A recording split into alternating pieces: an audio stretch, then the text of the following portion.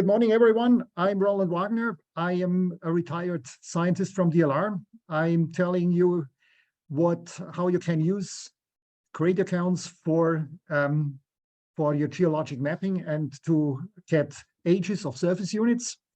It's a basic talk on the procedure, and it's focused mainly on Vesta and a bit of Ceres, but I will also have to show you a bit of the moon just to tell you about how the procedure became what it's used to be now.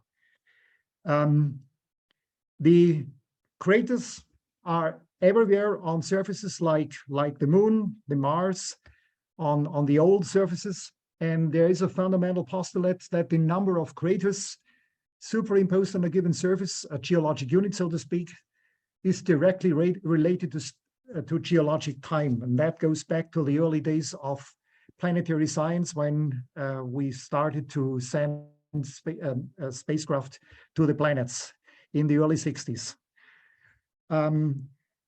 You see here some areas on the moon with different numbers of craters, and this shows you here that areas with a lot of craters are older, and areas with a lower number of craters, including this young crater to the right, are younger.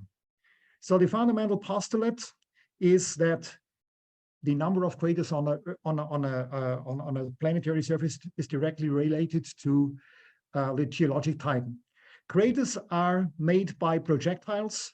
Projectiles are members of a projectile family or projectile families, which have specific size distributions or correctly size frequency distribution, because it's not only a distribution by size from the very largest to the very smallest, but also a frequency. And they create craters on a surface.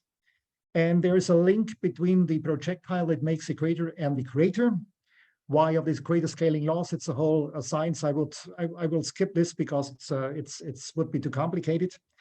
And the ideal case for our crater counts is when the crater size distribution on the ground represents the image of the projectile size distribution, and that's what we call a production crater size distribution or production crater size frequency distribution. And that's what we are interested in. The getting ages from geologic mapping and crater counts involves two steps. One is measuring the crater size frequency distribution created by members of a family or families of impactors in a specific geologic unit, and that gives us an idea of relative ages and stratigraphy of a specific region on a planet.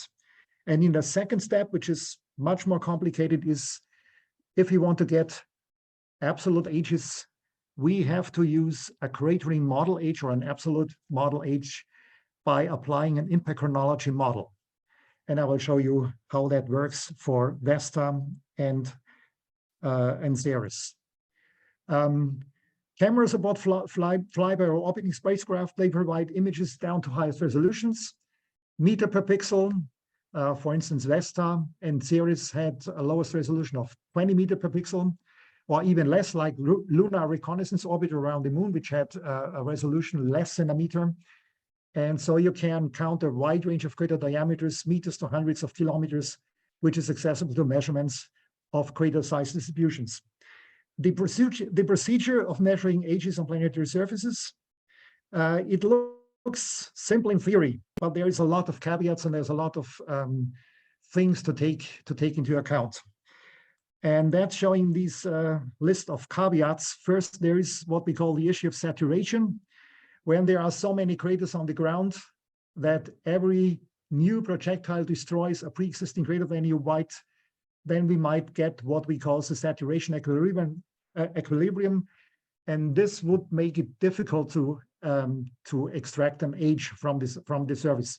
For our data set here on Marcia crater on Vesta, this is not the case because this is a young crater with only a limited number of craters, so saturation equilibrium is not a topic here. Another thing is secondary craters and non-impact craters, and these are the two most important things that you have to take into account when you do these exercises of crater counts.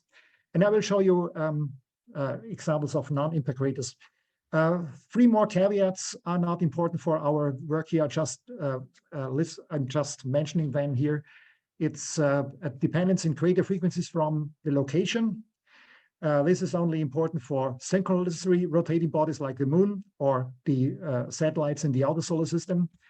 And the impacted population might have a size distribution which is time dependent. That's also an issue which is not solved. And of course, there is, it's most likely that there's a dissimilarity between impacted populations in different regions of the solar system. For instance, the inner solar system and the outer solar system. There's a basic publication on the procedure of using crater counts. In 1978 in Flagstaff at USGS, a group of scientists met the Crater Analysis Techniques Working Group, and they came forward with ideas of how to present the data, how to get the data, how to present the data. And that's a basic Icarus paper written in 1978, and it was published in 1979. Actually, it's a paper led by Ray Arvidsson, and the people listed here in this first, they were the key figures in this crater analysis issue. I will give at the end, I will give a list. I can send a PDF around. I will give a list at the end of my talk. I will give a list of the basic publications that, yeah, you might be interested in for different topics of the crater analysis. The techniques that we use for showing a crater frequency is there are three ways of showing a cumulative crater frequency. First is the cumulative distribution. And can you see my cursor? Can you see my cursor? Yes, we can, Roland. Oh, okay. Okay. We have a cumulative distribution here, and you see it's a gently sloped distribution, and there is an overturn here to the left, which indicates the limit of the spatial resolution. Of course, we have a limited spatial resolution. If, for instance, for Vesta, if you take the highest resolution possible, it's 20 meters per pixel. The smallest crater you could see in a 20 meter per pixel image or mosaic is on the order of 60, 80, 100 meters per pixel. And when you reach this limit and you show and you make a cumulative graph of your measurement, then you can see there is a downturn to the left, and then of course craters smaller than 100 meters, they are no longer visible. The cumulative curve here, you see there is the different slope. Here we have a comparably steep slope, then it gets a bit shallower, and these different slopes have a meaning, and I will show you that chat in a minute. I'm not talking in too detail about the mathematical stuff here. It's just to make it complete. The cumulative distribution tells you, I have to go back one more time. It tells you how all the surface is if you have a cumulative distribution like this, and it tells you about the age. A younger unit would be down here. An older unit would be up here. And what has been done early when the first images from the moon were used for crater counts, several people came together and tried to get a standardized view of the entire crater frequency, and that was done by combining several measurements from different geologic units of different ages, and they shifted these cumulative frequencies up and down, taking the respective time when they were formed out. So they were shifted in a way to delete time, just to show that these distributions look similar from any region which was formed, from any geologic unit which was formed in a different time. and they could be shown to lie on a contiguous curve, which can be represented by a polynomial of 11th degree. There are several approaches which were published later, similar approaches. Some of them use an 11th degree polynomial, others a 10 or 9th degree polynomial. It depends of which model you take. In the greater stat software that you will use for the analysis, the 11th degree polynomial derived by Neukomm and colleagues is implemented. So we have a standardized way of a curve, which is called the lunar standard curve, and it can be used for the analysis to extract relative ages and also absolute ages. The cumulative curve is one mode of showing the crater frequency. Another one is differential and then relative. The relative distribution is very important because it enhances these different slopes that I have shown in this cumulative distribution. And the relative distribution is constructed from the differential distribution, which is the cumulative divided making the first derivative of the cumulative distribution, and then it's divided by diameter power -3, and it enhances a lot the different slopes. And then you see that these different slopes in the cumulative distribution become this up and down feature, and this is so it enhances the fine detail of a crater distribution.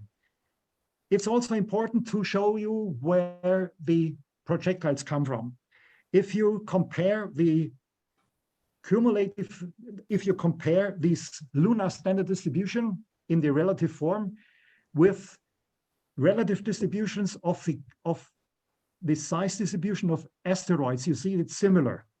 So you can draw the conclusion that the craters on the moon and also on the terrestrial planets in the inner solar system were preferentially created by the impactors from the asteroid main belt.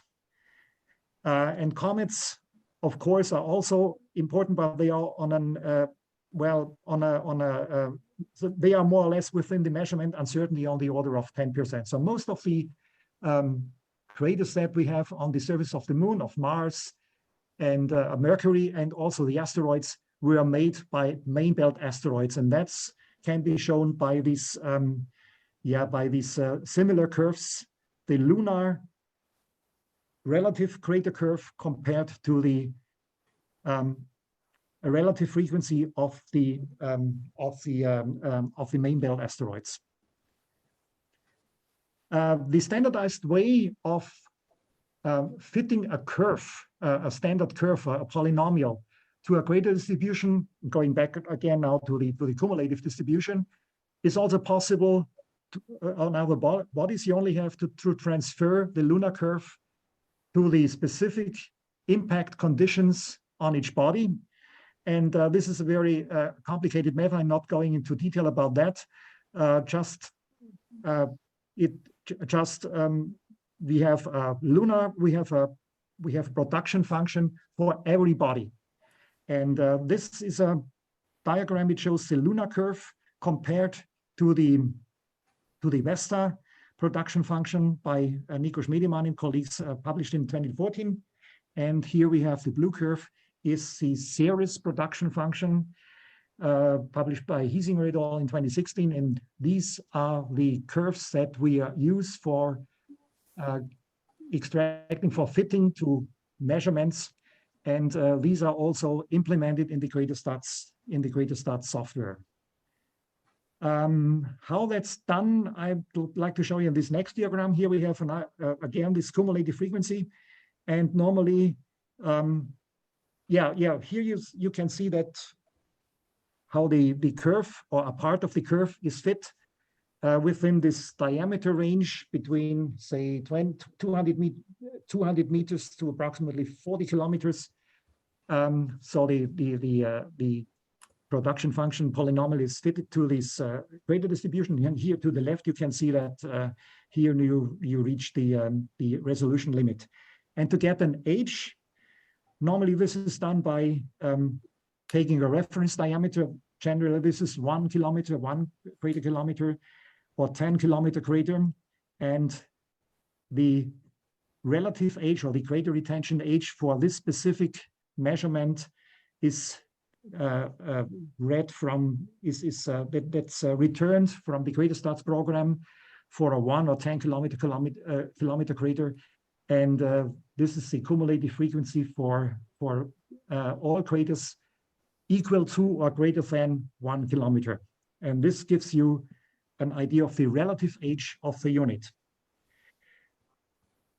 Now let's go to the high resolution mosaic of Marcia on Vesta. These are images from the Dawn mission. I already told you that LIAMO orbit, the low altitude mapping orbit, has a resolution of 20 meter per pixel. And I'll show you some examples of how that looks in of what we will see when you work on this data. I give you some examples of geologic units and what you should take care of and what you should avoid.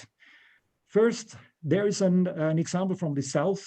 A similar picture was shown by Alessandro before. This is the continuous ejector blanket. It's a mapping. It's a mapped geologic map of the counting area within this continuous ejector, and it shows the craters counted in it. And here, this is an area from the north. And this is a very complicated area. There's a lot of geologic units, and you always should, as Alessandro pointed out, make sure that you really count or you really map geologic units which were formed by a unique process, geological process, and you only count craters on that. However, you have to take care of features like these ones up here, this pitted terrain. These, of course, are not craters, and you should avoid to count in this in this area. And in the also, Alessandro has shown this. This is from the center of Marcia crater. This is an area which really makes the day of a crater counter miserable, because there's a lot of pits in there which are not craters, of course, and such an area should be avoided from using in crater counts. This is an example which was formerly we used ArcGIS, not QGIS, and this is an example from it's an impact melt from Marcia. And first, for the procedure of extracting ages, first you have to define the geologic map, the geologic units, and then you measure the craters in this in the geologic unit, and then you go to the crater stats tool which is delivered, which is also free software from FU Berlin, and you do the analysis.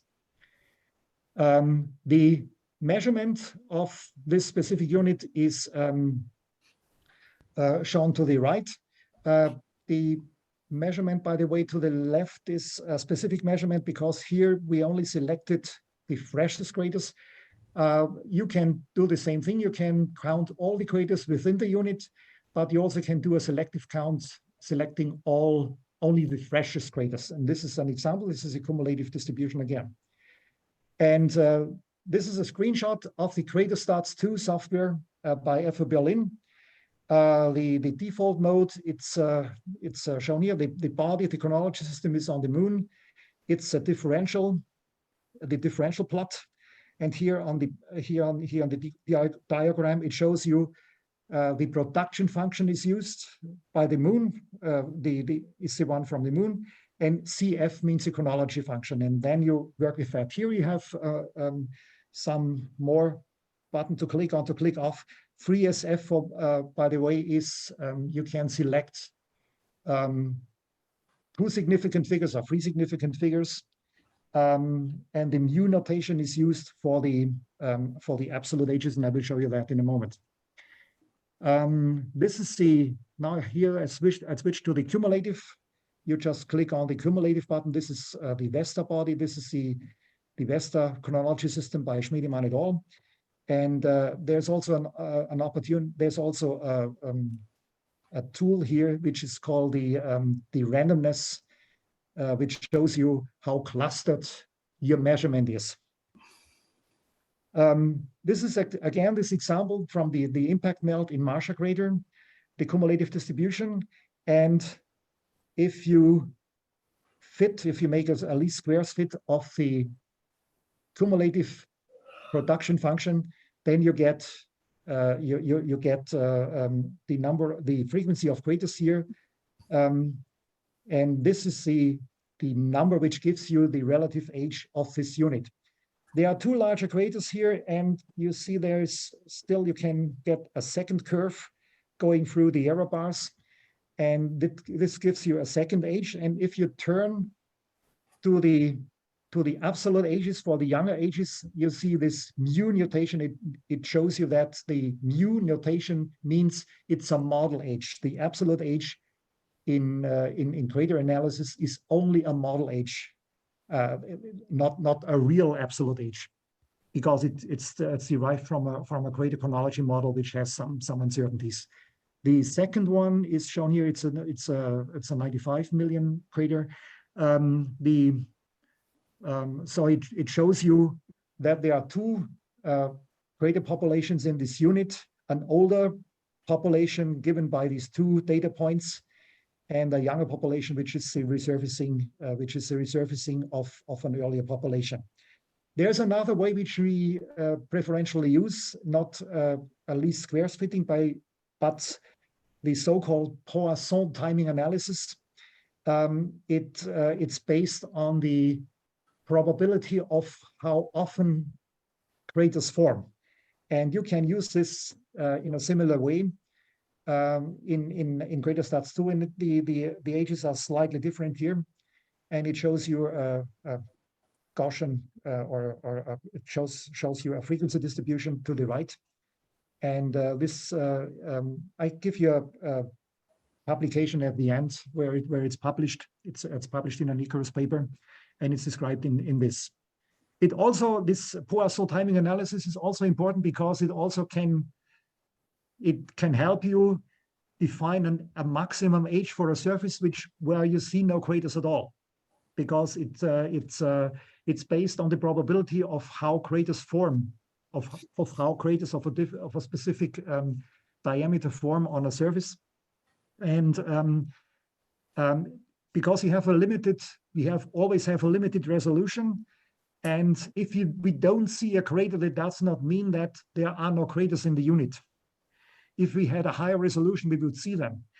And starting with the minimum resolution that we have, say 20 meters per pixel, if we don't see a crater at all, we could assume that beneath, with a higher resolution, higher than 20 meters, we could see a crater. And you could estimate, you could define one single crater below the resolution limit, and then you could extract an age by using this Poisson timing analysis. This is an example which shows the same measurement now in the differential crater density, which also we also can see the curve fitting. And here you see that the resolution limit, where we reach the resolution limit, it's shown in this peak here in the differential distribution. In cumulative, you see this turn to the left.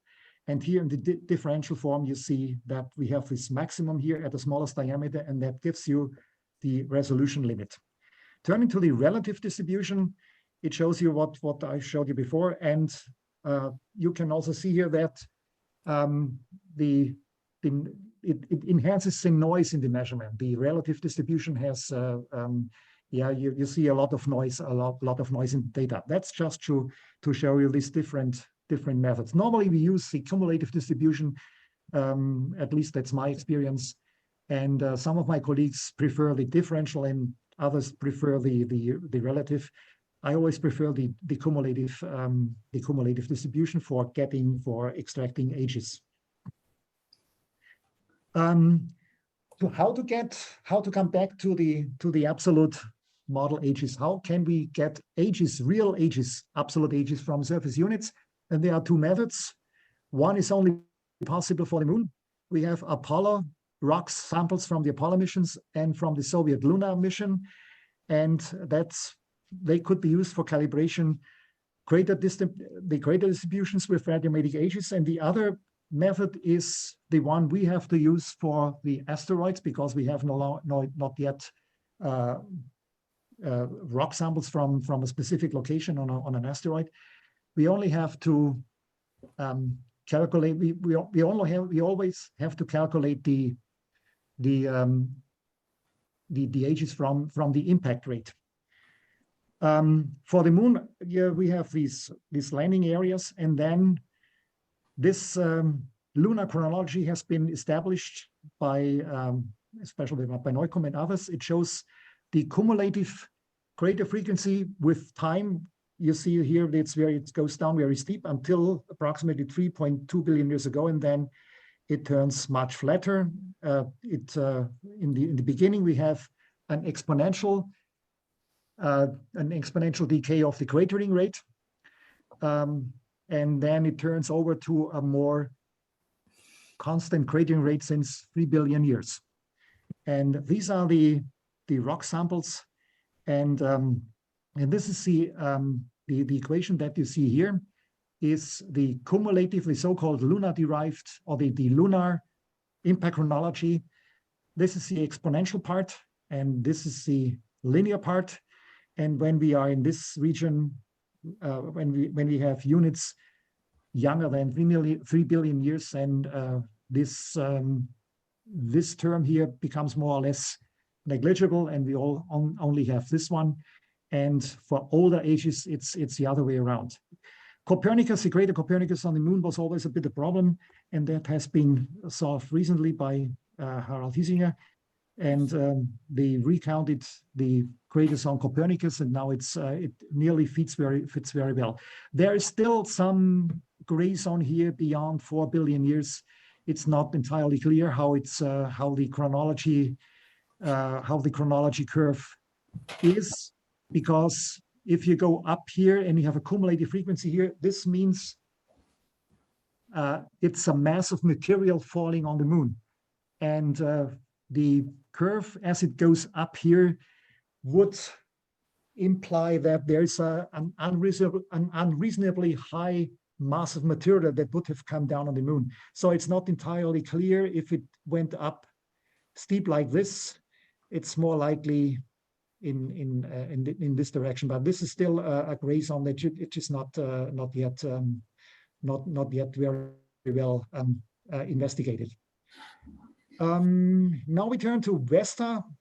This is a global view of Vesta, and you see Marcia, Calpurnia, and Marcia here. That's your target, and there are large basins in the south, and these are the impact cratering chronologies for Vesta, Ceres, and other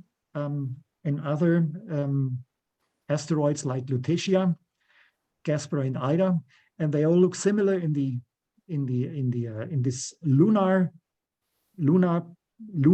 or lunar-derived model. This, by the way, is the lunar curve, and you see there's a lot of difference here, because the impact rate in the asteroid belt is, of course, much higher than it is on the moon, and that makes a difference. And there's also another model, which is shown here in blue, because there are major arguments against the lunar-like chronology model for asteroids, and that has been put forward by O'Brien in 2014, that because the asteroid belt would require to have been 1,000 times more massive than at present in the first 4 gigayears. Sorry, that's a typo here. It's 4.4 gigayears. And this would imply intense collision evolution. And second, there's a large number of impact basins is missing on Vesta as well as on Ceres. So the large basins are missing.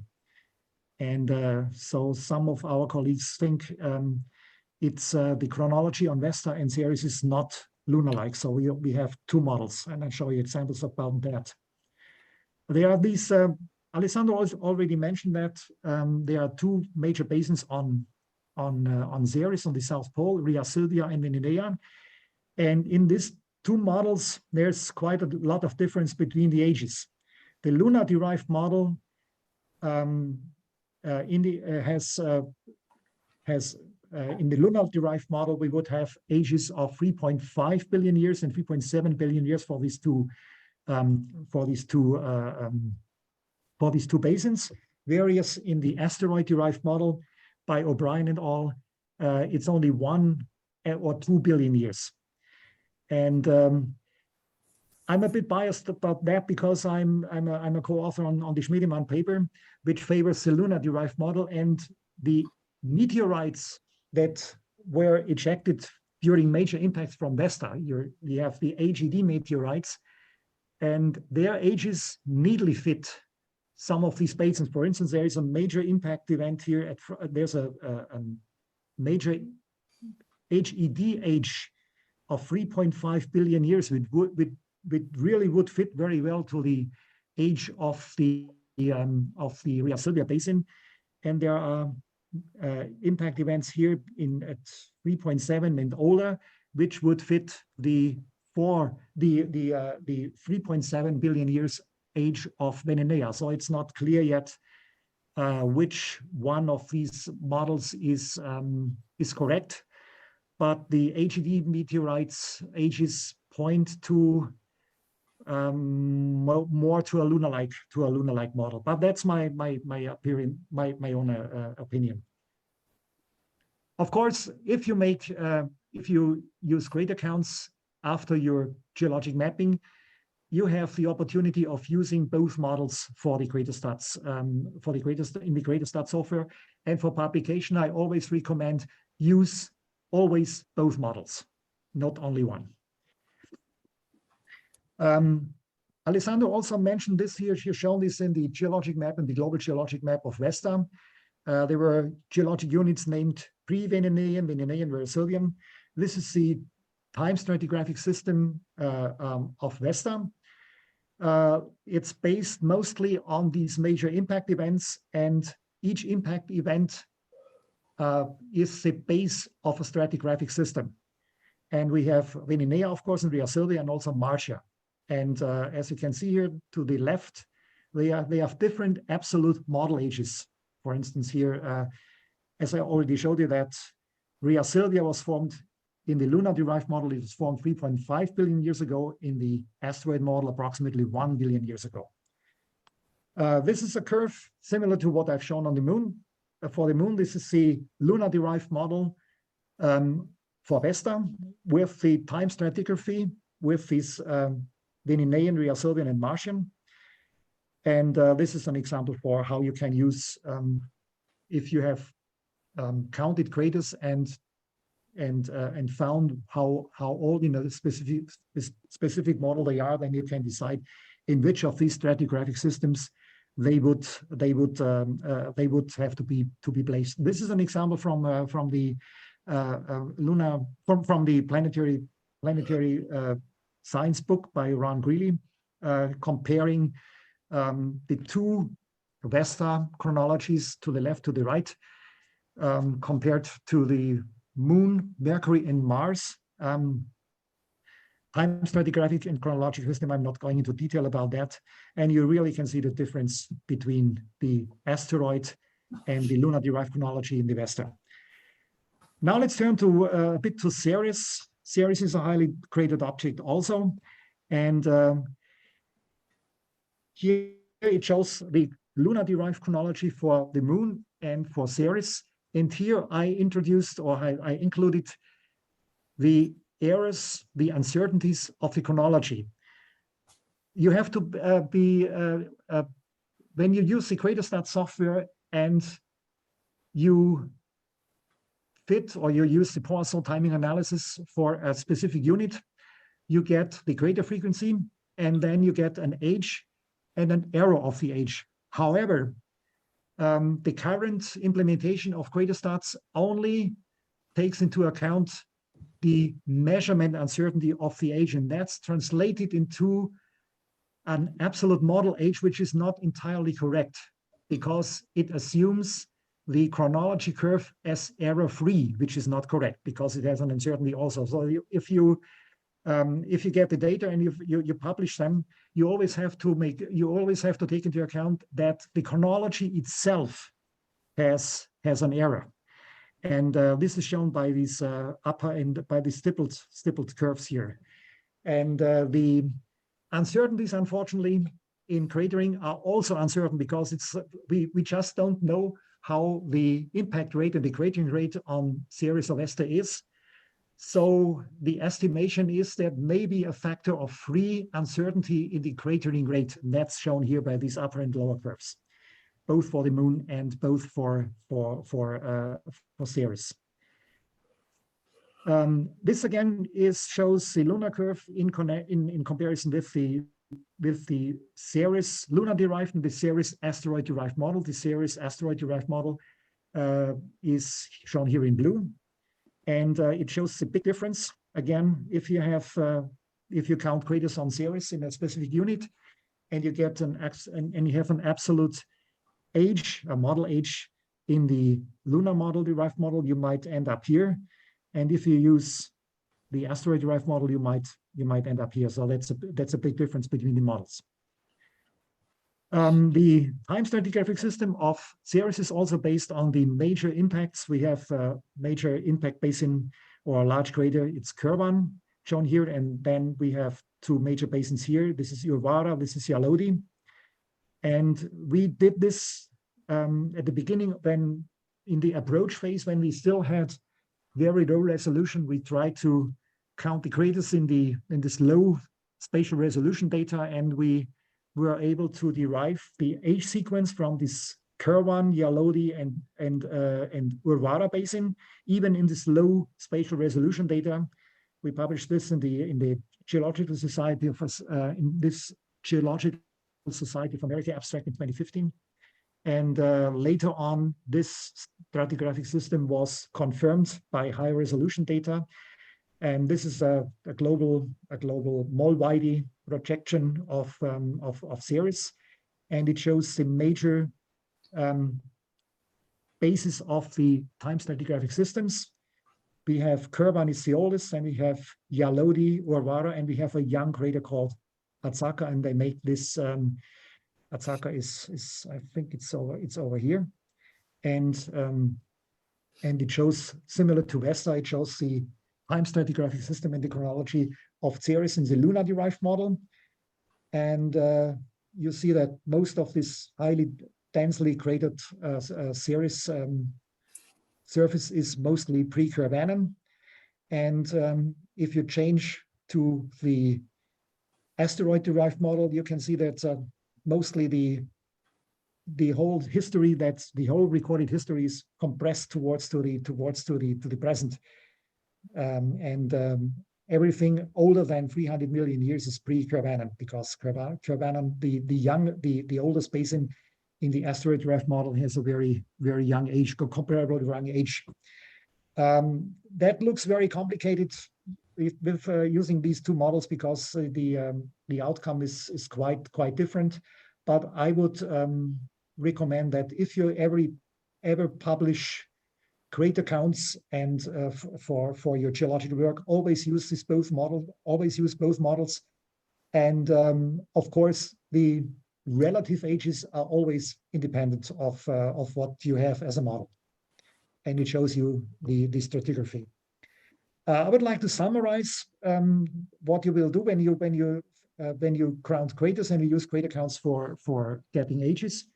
First, make sure to make a detailed geologic map in QGIS, and only count craters in one single geologic unit. As Alessandro pointed out, always make maps of units which were formed by a single process, not mixed by morphology or albedo or that. Always make sure that you be very careful with the geologic unit, and then you count craters in that, and make sure to exclude the areas with non-impact craters or these secondary craters, which are mostly clusters. And if you see clusters of craters, just make just separate them from the crater counts. The output file of crater counts in QGIS is a file called .css, which is special crater stats file.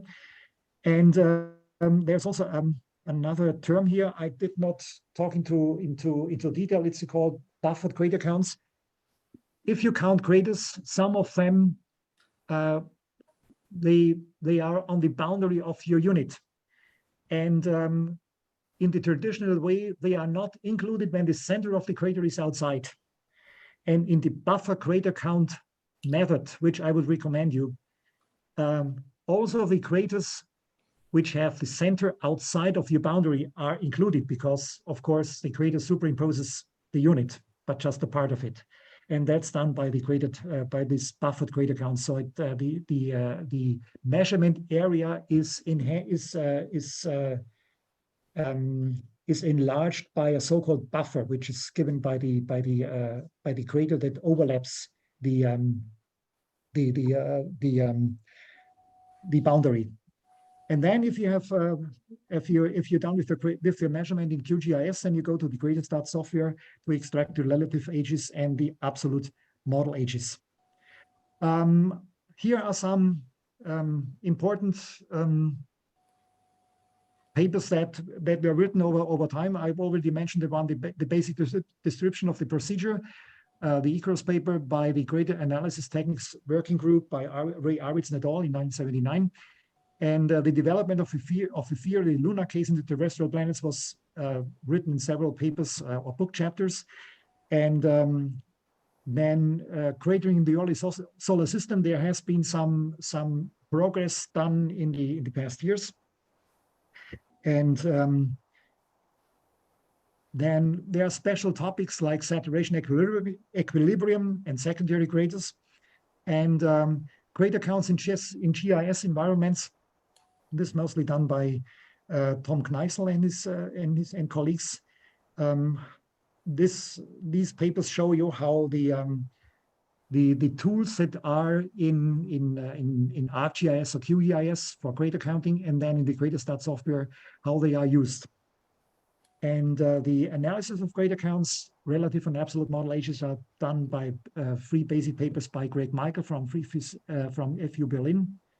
And I'm still in contact with him, and I recently we talked about that to include this error handling, because currently it's, as I told you, it's only done from the measurement. Only the measurement uncertainty is included for the error counts, but not the uncertainty of the model, of the cratering model itself. But I think this is still it's still on his pipeline. It's still not been done yet. Then there are 3 papers on the crater distributions and surface ages of Vesta. The 2 papers here by O'Brien and Schmiedemann, they describe the 2 models. O'Brien, the asteroid-derived model, Schmiedemann, the lunar-derived model. And Harald Hiesinger and colleagues, they describe discuss the 2 both models for Ceres, the lunar-derived and the asteroid-derived model. I can send you a PDF to Alessandro or Angelo, which lists all these papers, because it's just I just have it here in the PowerPoint, and I can send you a. Yeah, thanks a lot. I will share then the text with all the participants. I'm at the end of my talk. I would like to thank you very much for introducing me again, for giving this talk as a retired scientist. Many thanks for having me on your workshop.